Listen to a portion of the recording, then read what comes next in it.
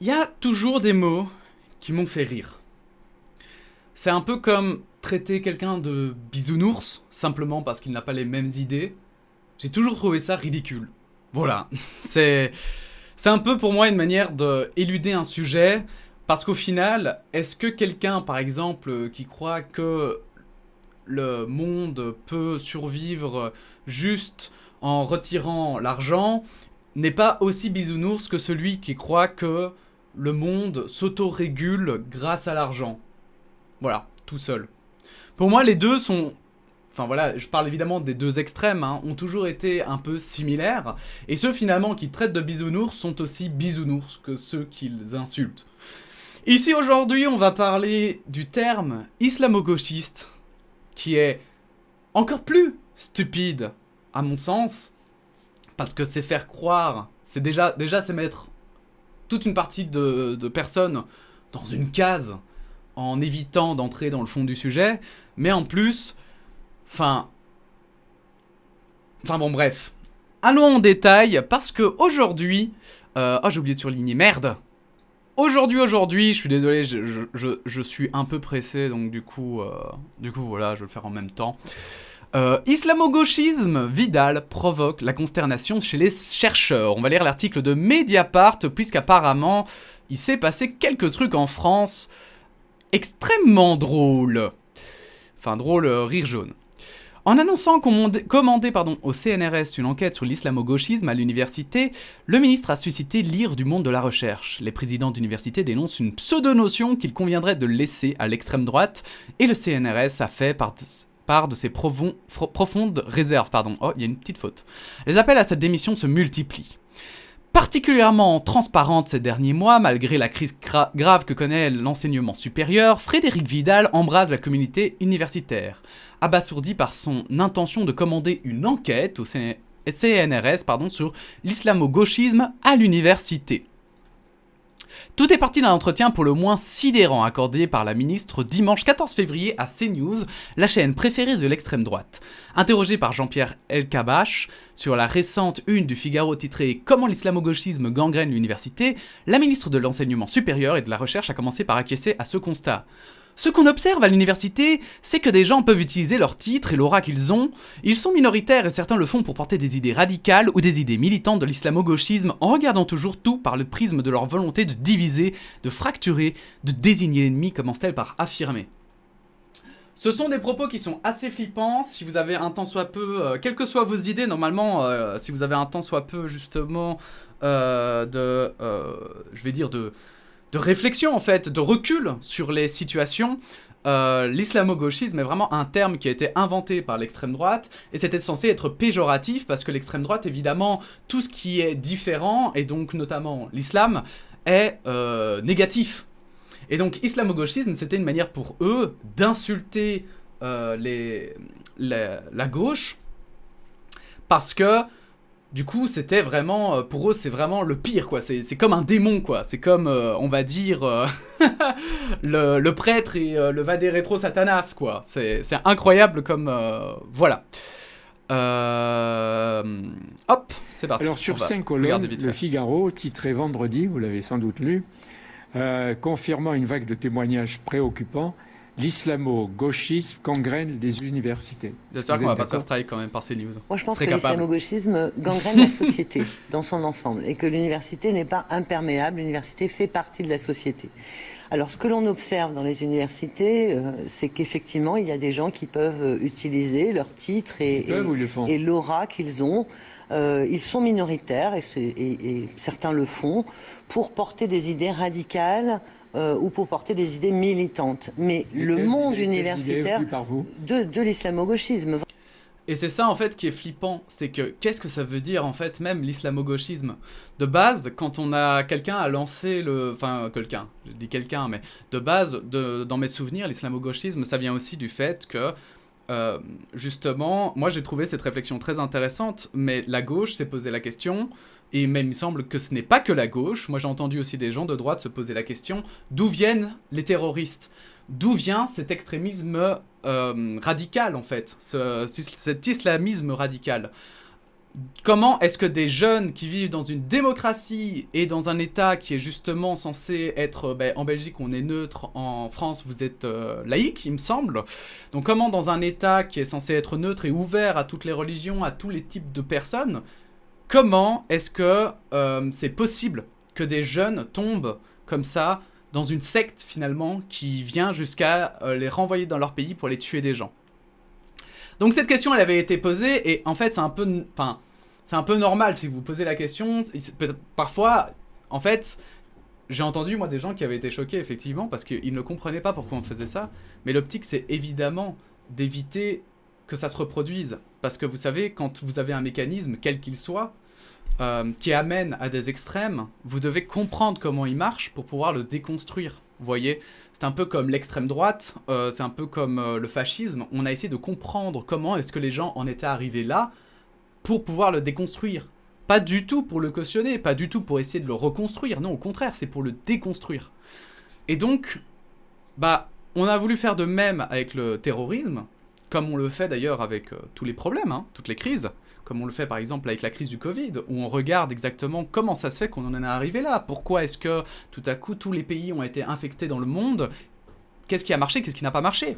Mais ça veut pas dire qu'on cautionne et qu'on se dit « Ah ben c'est trop bien, comme ça c'est pas produit en fait », pas du tout. Et donc en fait là ici, c'est très choquant de voir effectivement un ministre parler comme ça, parce que ça veut vraiment dire qu'en fait, il se fait complètement... Enfin, c'est un peu... Voilà, ceux qui... Enfin, pour moi, vraiment, ceux qui utilisent le terme islamo-gauchisme sont un peu dans une sorte de secte, autant que, en fait, finalement, les terroristes le sont. Parce que ça veut littéralement rien dire de dire qu'il y a des gens qui essayent de... Et alors ces gens... Même, imaginons que l'islamo-gauchisme existe vraiment. En quoi, entre guillemets, enfin, ce serait... Enfin, quel est le danger, quel serait le danger de l'islamo-gauchisme, en fait? Vraiment, en regardant toujours tout par le prisme de leur volonté de diviser, de fracturer, de désigner l'ennemi, etc. Vous ajoutez aussi les indigénistes qui disent la race, absolument. Le genre. Et vous voyez, et c'est ça qui est choquant. Donc pour elle, un islamo-gauchiste, c'est quelqu'un qui veut diviser. C'est quelqu'un qui veut diviser.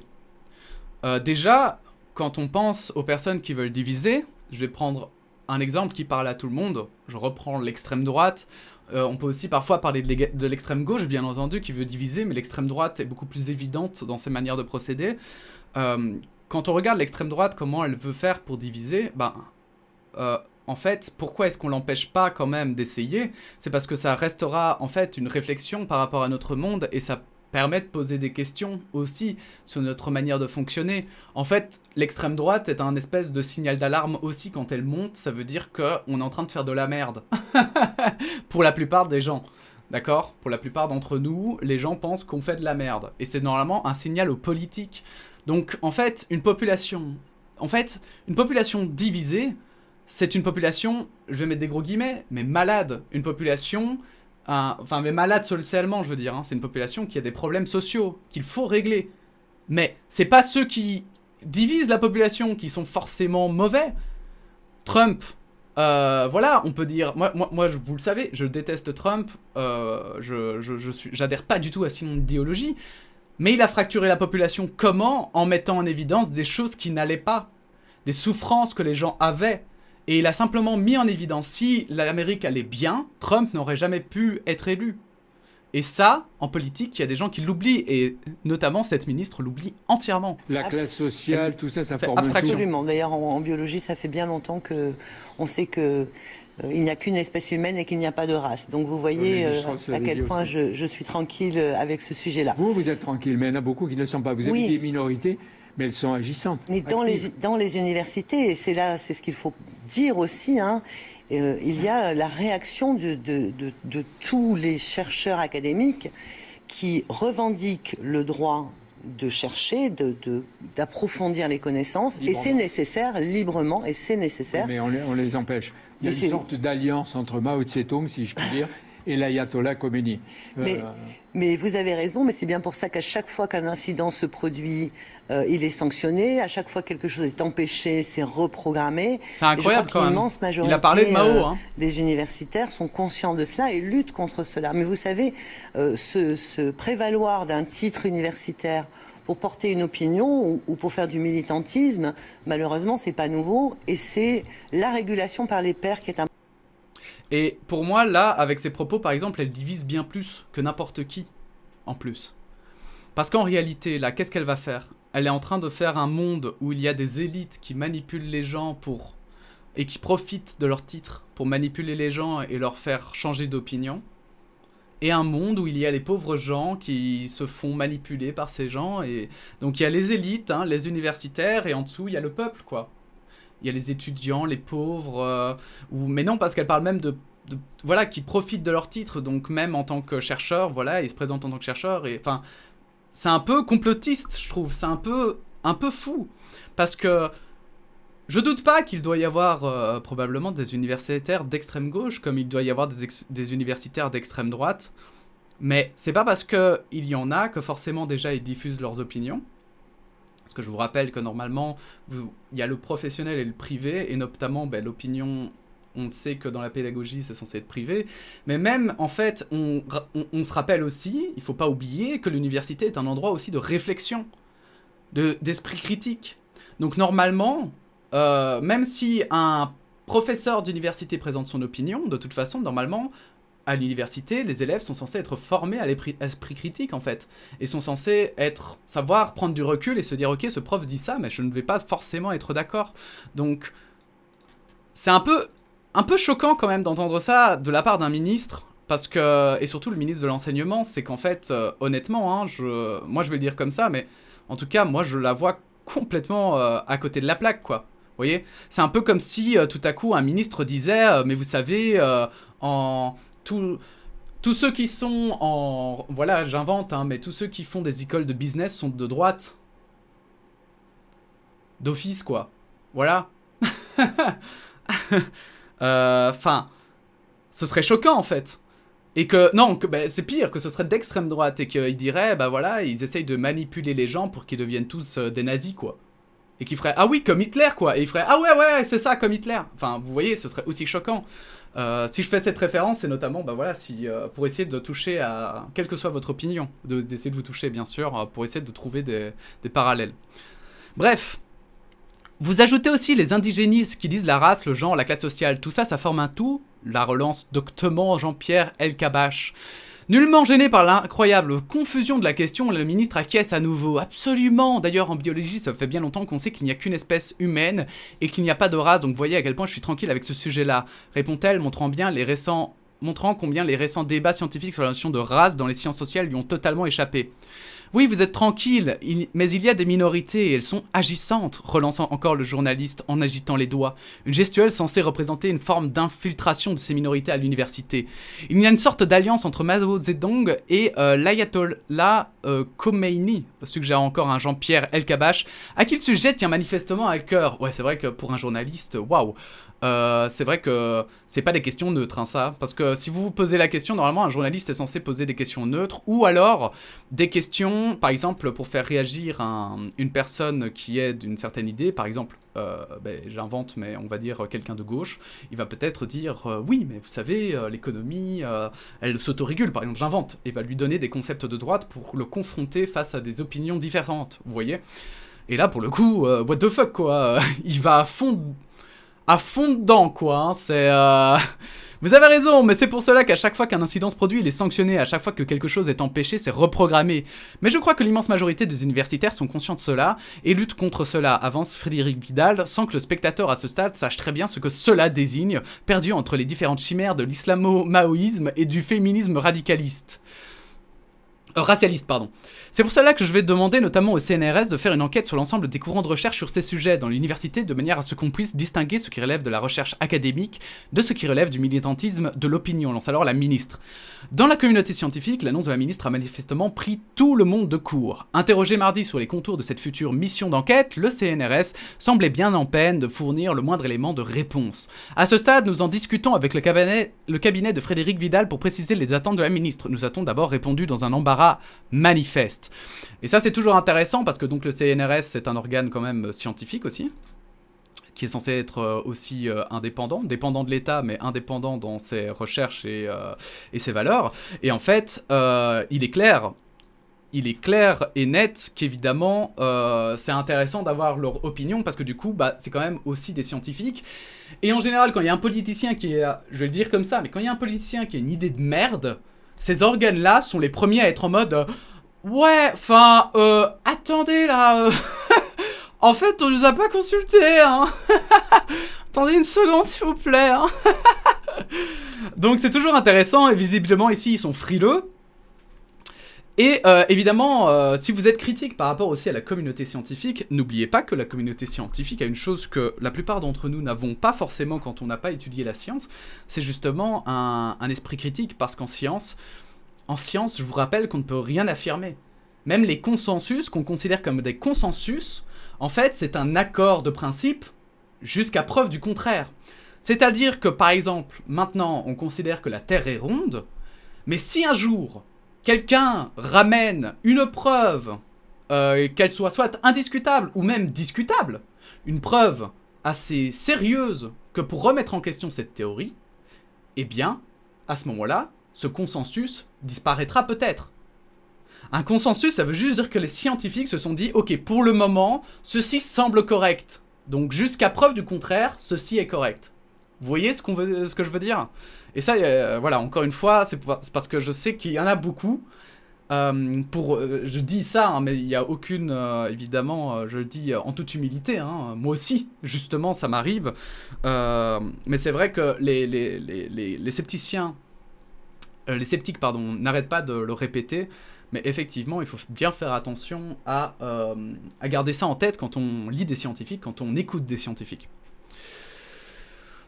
Au cabinet de Frédérique Vidal, on semble tout autant dans le brouillard quant aux attentes de la ministre. Les objectifs de cette étude seront définis dans les prochains jours. Il s'agira de définir ce qui existe comme courant d'études en France sur différents thèmes, nous répondons finalement. Difficile de faire plus vague. S'agit-il de faire une typologie des courants de pensée plus ou moins suspects, ainsi que, pourquoi pas, des listes d'enseignants participant à ces courants comme aux grandes heures du macartisme? L'enquête, selon la ministère, sera portée par l'Alliance Athéna, qui regroupe les principaux acteurs de la recherche publique française, et qui est présidée par Antoine Petit, c'est-à-dire le directeur du CNRS. Sauf que l'Alliance Athéna est encore dirigée pour un mois par Jean-François Ballaudet, qui, comme l'a révélé Le Monde, n'a même pas été informé de ce projet. Donc vous voyez aussi ça c'est un truc de fou, qu'un ministre, je sais pas si vous avez déjà dirigé un projet, même que ce soit à l'école ou quoi, mais vous êtes chef de projet, vous dites on va faire ça, alors que personne dans votre équipe est au courant. Et que ceux qui sont au courant sont en mode ouais, on sait pas encore comment, mais ouais, on va voir quoi. Vous sentez que ça pue la merde. Traversant aujourd'hui une période particulièrement difficile en raison de la pandémie, avec des étudiants en grande détresse et un corps d'enseignants-chercheurs à bout de souffle, la communauté universitaire s'est littéralement embrasée ces dernières heures. Ben oui, parce que moi je regarde un tout petit peu, alors ces derniers temps j'ai pas pu beaucoup, mais j'ai regardé un tout petit peu les débats à l'Assemblée quand même, et effectivement la question sur les jeunes étudiants se pose constamment, parce qu'effectivement c'est la panique, ils ont besoin énormément de soutien. Et à part dire « on fait tout en notre pouvoir pour le faire », elle ne dit pas grand-chose d'autre. Et là, pour le coup, je comprends qu'ils sont en colère parce que, vraiment, il n'y a rien de plus important que ça. Sérieusement? Là, maintenant? C'est ce qui semble être le plus important?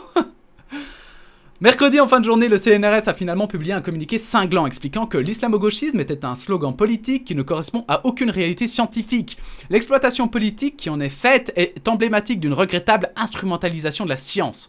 L'organisme de recherche, qui précise qu'il mènera une enquête visant à apporter un éclairage scientifique sur les champs de recherche concernés, a pris les devants en affirmant qu'il condamne en particulier les tentatives de délégitimisation de différents champs de la recherche comme les études postcoloniales, les études intersectionnelles et les travaux sur le terme de race ou tout autre champ de la connaissance.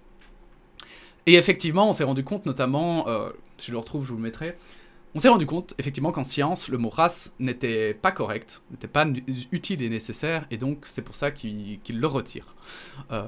La conférence des présidents d'université, au profit du terme population évidemment. La conférence des présidents d'université, d'ordinaire très prudente, s'est fendue mardi en fin de journée d'un communiqué assassin faisant part de sa stupeur et réclamant des clarifications urgentes à leur ministre de tutelle.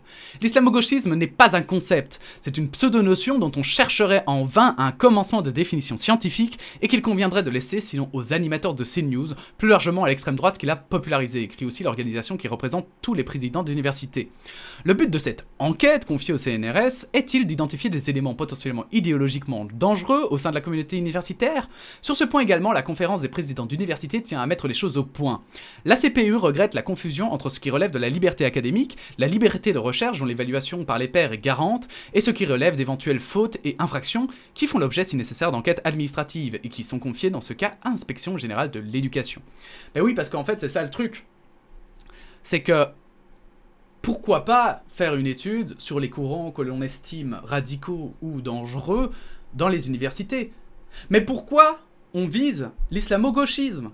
Un terme, effectivement, encore très flou, usité par une certaine partie du spectre politique, et qui veut, comme je vous le disais, tout et rien dire. Même ce que j'ai dit au début, vous pourriez ne pas être d'accord, il y en a probablement qui vont me dire « Mais non, mais ça existe !» Il y en a qui vont donner leur définition, il y en a d'autres qui vont donner une autre, et au final... Voilà, il faut effectivement... Enfin voilà, parce qu'en plus, là ici, dans la science, effectivement, ces gens, ce sont aussi des employés. Et en tant qu'employés, évidemment, ils sont soumis aux règles, enfin, à la loi, en fait, comme tout le monde.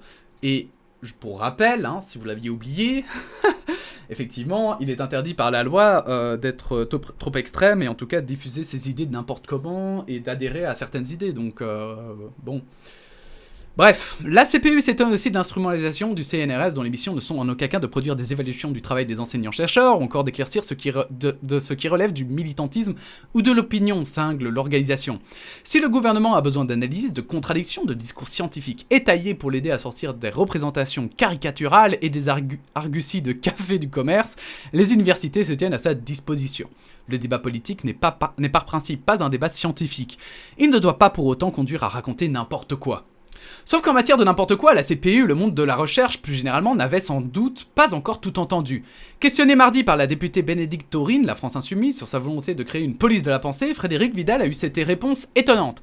Alors oui, en sociologie, on appelle ça mener une enquête. Oui, je vais demander à ce qu'on fasse un bilan de l'ensemble des recherches qui se déroulent actuellement dans notre pays.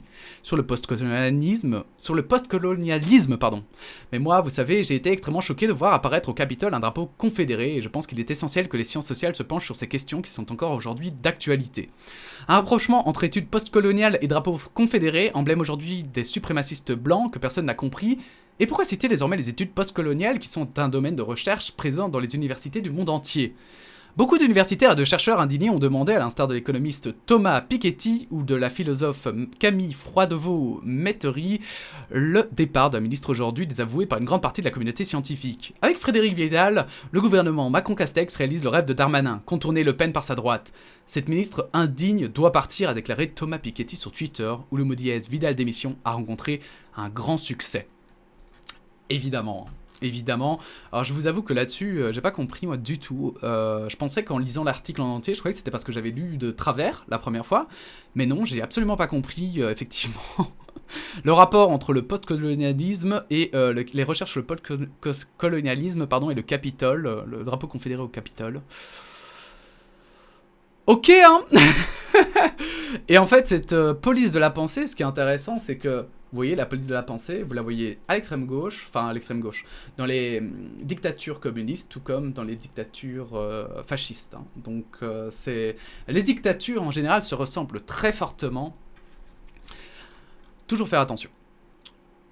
Alors, une chasse aux sorcières, évidemment. On va aller un peu plus loin, je crois, dans ce paragraphe, si je me souviens bien. Désolé, la vidéo va être un peu longue, j'espère que ça vous dérange pas. N'hésitez pas à me le dire en commentaire si vous, ça vous dérange quand les vidéos sont trop longues, parce que sinon je m'étale peut-être un peu moins. Et voilà, les chercheurs du CNRS que Mediapart a interrogés ont unanimement rejeté l'idée d'être instrumentalisés par l'improbable projet d'enquête de la ministre. Pour l'historienne Séverine Awenengo d'Alberto, chargée de recherche au CNRS et membre de l'Institut des mondes africains, Frédéric Vidal doit effectivement démissionner. C'est scandaleux et honteux de vouloir restreindre les libertés académiques, d'instrumentaliser la recherche en histoire et sciences sociales à des fins politiciennes et surtout, dans le contexte pandémique actuel, de mépriser à ce point les étudiants et étudiantes en portant l'attention médiatique et parlementaire sur cette fausse question de l'islamo-gauchisme plutôt que sur la détresse et la précarité des jeunes, explique-t-elle. Cette historienne, spécialiste des questions coloniales, fustige une démarche visant, selon elle, à banaliser un discours d'extrême droite et à alimenter les fractures qu'elle feint de dénoncer. Comment peut-elle sérieusement penser que travailler sur des discriminations raciales, sur les mécanismes et les effets des assignations identitaires chromatiques, c'est reconnaître l'existence de races biologiques? Comme elle, nombre de chercheurs insistent aussi sur l'absurdité de faire diligenter cette enquête sur l'université par le CNRS, puisque nombre de laboratoires ont une double tutelle CNRS et université. Et c'est ça, effectivement, c'est... pourquoi, en fait, elle fait ça, en fait? C'est extrêmement interpellant que maintenant, aujourd'hui, elle se lance comme ça, dans une croisade contre une prétendue islamo-gauchisme. Et contrairement à ce que peut-être certains d'entre vous pouvaient penser en vous disant « Oui, mais bon, il y a des scientifiques voilà, les scientifiques ont un parti, ont une direction, même les sociologues, les politologues, etc. » J'insiste vraiment sur le fait que non, c'est vraiment, ça c'est une image qu'on a en tête, parce que, effectivement, il y a beaucoup de politiciens qui n'aiment pas, parfois, les opinions des scientifiques. Et aujourd'hui, en cette crise de pandémie, rappelez-vous, si vous voulez vraiment la preuve, rappelez-vous que ce soit en Belgique ou en France, les scientifiques n'ont pas été écoutés au début quand ils ont dit « on va se ramasser le Covid en pleine gueule ». Ils n'ont pas été écoutés quand ils ont dit « il faut confiner le plus vite possible les premiers cas pour que on n'ait plus rien », enfin qu'on ne doive pas confiner tout le pays. Et on ne les a pas écoutés non plus quand ils ont dit qu'il fallait fermer tel commerce ou tel commerce, voilà, en France, qu'il ne fallait pas faire les fêtes. En Belgique, on les a écoutés à ce moment-là, mais on les a pas écoutés quand ils ont dit que, bon, voilà, les métiers de contact, c'était moyen. Bon, bref, je dis pas qu'il faut toujours écouter les scientifiques, évidemment. On le répète jamais assez, mais évidemment, le but du politicien, hein, le travail du politicien, c'est de faire un équilibre entre la politique et le scientifique, mais c'est pas une raison pour jeter l'opprobre sur les scientifiques, simplement parce que leur avis ne leur plaît pas. Et je vous invite à regarder évidemment la vidéo que j'avais faite virologue versus politique, où justement on voit très bien parfois c'est certains politiciens qui veulent en effet créer un clivage et politiser finalement les scientifiques qui ne font parfois que donner leur avis. Et oui, c'est pas étonnant parfois que deux scientifiques aient deux avis différents. Puisque c'est justement c'est ça la science en fait. La science, c'est d'essayer de trouver un tronc commun, donc d'essayer de trouver des accords. Mais quand on n'est pas sûr, évidemment, il y a différentes théories, il y a différentes options, et là, ça dépendra du scientifique à qui vous discutez. Bref, le spécialiste des mobilisations ouvrières, Samuel Ayat, chargé de recherche au CNRS, décrit ainsi ses collègues. Entre sidération et découragement, cela s'inscrit dans la suite logique de la gestion autoritaire de l'enseignement supérieur et de la recherche par Frédéric Vidal, souligne-t-il, en référence à la loi de programmation sur la recherche passée au forceps. Elle qui parlait de Mao Tse-tung, hein? C'est une offensive générale contre, en gros, le discours critique et la pensée critique, estime-t-il. Pour Frédéric Vidal, l'université doit être dans l'excellence et la rentabilité, mais l'idée qu'il y ait des pôles de résistance critique aux politiques est insupportable, assure-t-il. Ce politiste souligne aussi combien cette chasse aux sorcières rappelle les politiques menées au Brésil, en Hongrie, aux États-Unis, en Turquie ou au Japon contre les libertés académiques. Si dans ces pays, la bataille s'est principalement centrée sur les études de genre, accusées de détruire les fondements de la société, la lutte contre l'islamisme offre en France l'excuse toute trouvée pour traquer les chercheurs déviants. Comme ils ne vont pas trouver d'islamistes dans les universités, ils s'appuient sur un concept comme l'islamo-gauchisme, qui ne veut rien dire, mais qui permet d'amalgamer des savoirs critiques au terrorisme, affirme Samuel Ayat. La cerise sur le gâteau est l'instrumentalisation du CNRS, qui est un établissement public de recherche qui détermine évidemment son agenda de recherche. Être traité comme une officine pour cerner un objet qui n'existe pas, c'est particulièrement insultant. Le CNRS doit réaffirmer qu'il n'est pas aux ordres des objectifs politiques du gouvernement. Et en fait, c'est ça le truc. C'est ce que je vous disais au début, c'est qu'en effet, c'est choquant ce terme islamo-gauchisme, en fait. C'est vraiment... Je me répète, hein. Mais effectivement, c'est vraiment essayer de mettre dans le même panier comme ça des gens qui cherchent juste à comprendre.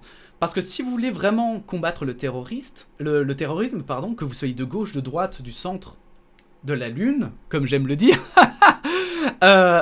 vous devrez comprendre comment est-ce qu'ils recrutent les terroristes.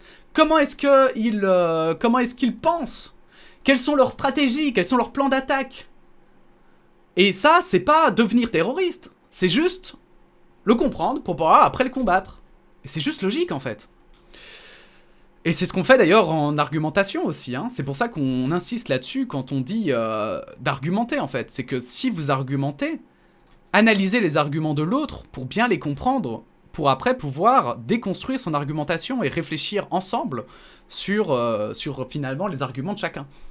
Pour l'historienne Camille Lefebvre, directrice de recherche au CNRS et spécialiste de l'Afrique au XVIIIe siècle et XIXe siècle, cette annonce de Frédérique Vidal s'inscrit dans un pur enjeu électoral consistant à placer la question de l'islam au cœur de la prochaine campagne présidentielle. Le problème, c'est que c'est un discours performatif et qu'il n'en mesure pas les conséquences, souligne-t-elle, décrivant des discours stigmatisants qui blessent une partie de la société française à qui l'on veut faire comprendre qu'elle doit rester à sa place. Pionnier, avec Marwan Mohamed de l'étude de l'islamophobie comme nouvelle forme de racisme, le sociologue Abdelali Ajat, qui a quitté la France pour enseigner en Belgique devant le climat de plus en plus hostile à ses travaux dans l'Hexagone, Belgique représente, estime que les déclarations de Frédérique Vidal sont la énième étape du processus de panique morale d'une partie des élites françaises qui a commencé au moins en 2015-2016, et cela marque le succès d'un intense lobbying de la part des universalistes chauvins tenant de la fausse opposition entre universalistes et des coloniaux, estime-t-il. La ministre dit qu'il s'agit de distinguer travail de recherche et militantisme. Il semble qu'il s'agit surtout de cibler les universitaires qui seraient déviants d'un point de vue politique et scientifique. Selon lui, malgré l'ineptie du discours d'un ministre qui semble largement dépassé par la situation et qui pourrait prêter à sourire, la situation est très alarmante. Cette volonté d'hégémonie, de contrôle total sur la recherche rappelle les pratiques des régimes politiques contemporains les plus autoritaires, assène-t-il. Je suis en colère car ce qui est en train de se passer est à la fois honteux et très inquiétant, affirme de son côté Audrey Célestine, maîtresse de conférences en sociologie politique et études américaines à l'université de Lille et membre du conseil scientifique de la Fondation pour la mémoire de l'esclavage. Nous sommes dans une forme de macartisme, assure-t-elle, jugeant le niveau du débat public atterrant. Lorsqu'on voit quelqu'un comme Raphaël Enthoven évoquer la peste intersectionnelle et on se dit qu'il y a une fierté à étaler dans ces débats son ignorance crasse. Je suis pour le débat mais avec des gens qui lisent les travaux dont il parle, explique-t-elle. Comme pour tous les chercheurs interrogés, Frédérique Vidal a désormais perdu toute crédibilité et ne peut plus rester ministre tutelle. Après les premières déclarations de Jean-Michel Blanquer, ministre de l'Éducation nationale sur l'islamo-gauchisme à l'université... Attendez, oui c'est ça. La ministre de l'Enseignement supérieur et de la Recherche avait semblé vouloir défendre les libertés académiques. L'université n'est ni la matrice de l'extrémisme, ni un lieu où l'on confondrait émancipation et endoctrinement, avait-elle rappelé à son collègue du gouvernement. Donc elle-même l'avait dit, hein. Vous vous souvenez... Enfin, on nous le rappelle, elle avait dit elle-même que l'université n'était pas un endroit où on mélangeait finalement endoctrinement et éducation en fait, enfin, et compréhension, pardon. Et là, elle dit le contraire. C'est un peu fâcheux. Aujourd'hui, Frédérique Vidal semble appliquer avec zèle une feuille de route écrite par l'exécutif. Interrogé sur France Inter le 1er février par Léa Salamé sur la place des indigénistes et des radicalistes à l'université, un questionnement qui en dit long sur la maîtrise du sujet, Gérald Darmanin Le ministre de l'Intérieur a ainsi expliqué que ces idéologies sont peut-être majoritaires à l'université. C'est un drame pour la France et nous devons absolument débattre pied à pied, idée par idée cela, a détaillé ce matin-là, sans souci du mélange des genres, le premier flic de France. C'est d'ailleurs ce qu'a souhaité le président de la République dans son discours de Muro, rappelait-il alors, en référence au discours du chef de l'État ciblant le séparatisme islamiste. Et c'est hyper inquiétant qu'un président comme ça, élu donc en plus démocratiquement, qui est censé, voilà, plutôt que de diviser, enfin, il dit lui-même qu'il est contre la division. Et qu'est-ce qu'il fait? Il pointe du doigt comme ça une partie de la population en disant vous êtes problématique. Et en plus, vous intégrez dans les strates de la société comme ça, de manière insidieuse. Ils font une référence finalement à ce qu'on appelle l'ennemi intérieur. Et justement, le problème avec cette théorie de l'ennemi intérieur, c'est que des ennemis intérieurs, vous en trouverez toujours. Toujours, trouverez toujours des gens, en fait, qui peuvent potentiellement détruire la société. Mais la vraie question, pour moi, hein, comment résoudre ce conflit de l'ennemi intérieur? Pour moi, ça a toujours été d'avoir une population qui n'était pas en crise, en fait. C'est aussi simple que cela. Quand les gens sont heureux, et quand je dis heureux, j'estime pas quelqu'un d'heureux, pour moi c'est juste quelqu'un qui se sent relativement bien, qui ne se pose pas 1 milliard de questions sur sa vie, dans le sens l'État, voilà, il a par exemple une facilité d'accès à l'administratif, en fait il peut vivre sa vie comme il l'entend, évidemment en fonction des lois, mais comme il l'entend, et il ne doit pas forcément, il se soucie de la politique, mais de manière inconsciente, c'est-à-dire que bah voilà, quand il dit par exemple bah ouais, moi ça me saoule, j'invente, mais moi ça me saoule par exemple que les pommes coûtent trop cher, bah il va élire peut-être il va voter pour un politicien qui va faire que les pommes sont moins chères. Voilà. Mais sauf que ce sera inconscient parce que ce sera tellement naturel que pour lui, bah genre ce sera pas forcément un sujet de débat et tout. Et même les débats en fait pour lui ce sera juste des discussions normales. Donc en fait pour moi, un peuple qui se sent bien est la meilleure façon de lutter contre l'ennemi intérieur. Et si aujourd'hui il y a des extrêmes, si aujourd'hui les populations sont divisées, c'est parce que justement on est dans une crise immense, sociale, et il faut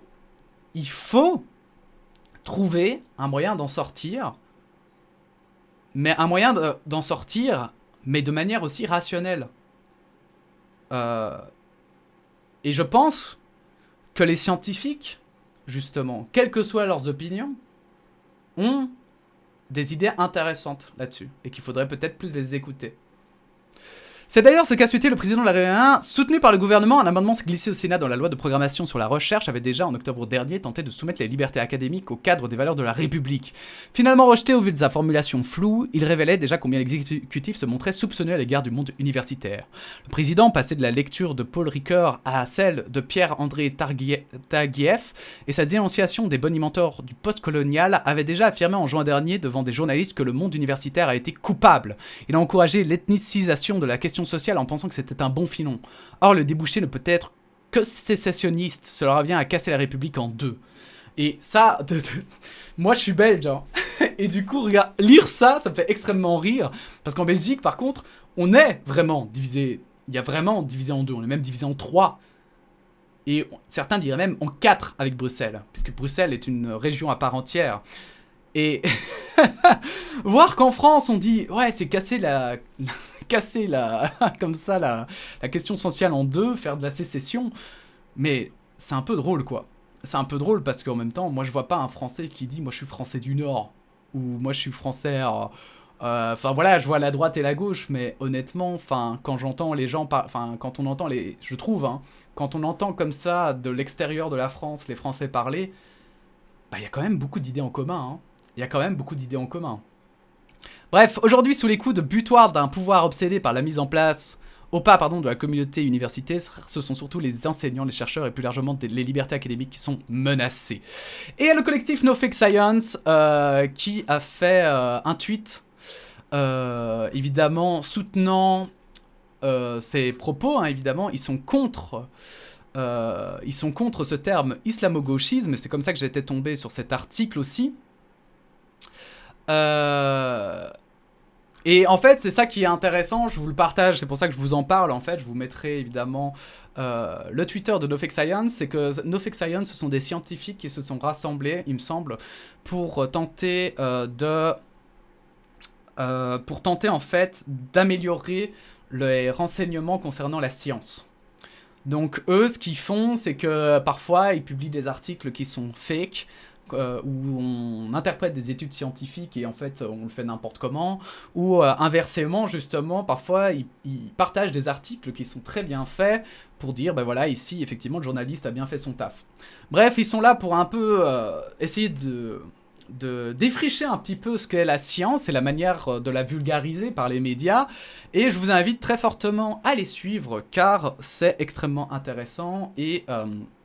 Et surtout, si vous en avez marre d'avoir parfois des articles de basse qualité scientifique, des vulgarisations de basse qualité, eh ben je vous invite à les suivre parce que comme ça, vous pourrez voir de temps à autre, justement, parfois, ils vont partager des informations très pertinentes.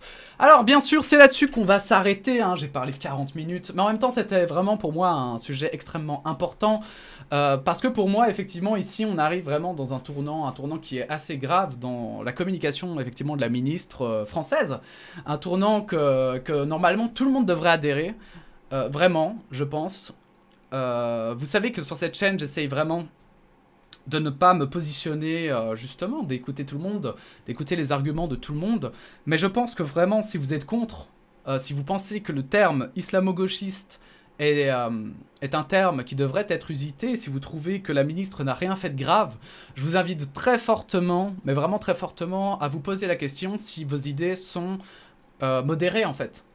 Si vous n'êtes pas tombé dans le piège de l'aveuglement, si vous n'êtes pas tombé dans le piège, et c'est pas, évidemment, ce n'est pas négatif, on peut tous tomber dedans, il faut pas croire qu'il n'y a que le débile qui tombe dedans, dans cet aveuglement. J'en parle quand même, parce que je trouve que c'est un sujet qui est important. La remise en question, c'est évidemment hyper important. Et si vraiment vous voyez pas, voilà, si vous voulez débattre de tout ça, n'hésitez pas en commentaire, tant que c'est constructif et intéressant, je lirai avec plaisir et je vous répondrai du mieux que je peux, évidemment. Sur ce, je vous laisse, hein. Bonne nuit. Je vous souhaite à tous une excellente fin de soirée. Il n'y aura pas d'autres articles, c'était fat et j'avais déjà pas de temps. Je voulais passer 20 minutes, j'en ai passé 40, bref. Je vous souhaite... n'hésitez pas à vous abonner si ça vous intéresse, n'hésitez pas à partager la vidéo tout autour de vous sur ce sujet extrêmement important. Likez, dislikez, commentez en mettant votre opinion. Et puis sinon, on se dit à bientôt pour une nouvelle actu. La bise!